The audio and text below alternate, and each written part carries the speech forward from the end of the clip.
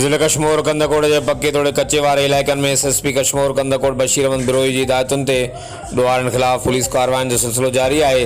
2 महीना अॻु दुरानी मां रथाणे जी हद मां घोसपुर वासी अल रखियो उगाई जो फुर थियल मेसी ट्रैक्टर ट्राली समेत पुलिस एसएचओ दुरानी मार रियाज़ अहमद डोमकी ऐं एसएचओ घोसपुर एजाज़ अहमद खोसो की अॻुवाणी में पुलिस टीम खुफ़िया इतला ते कच्चे वारे इलाइक़े में कार्रवाई करे ॾोहारनि सां मुबैना मुक़ाबले बाद रिकवर कराए मालिक हवाले करे छॾियो आहे।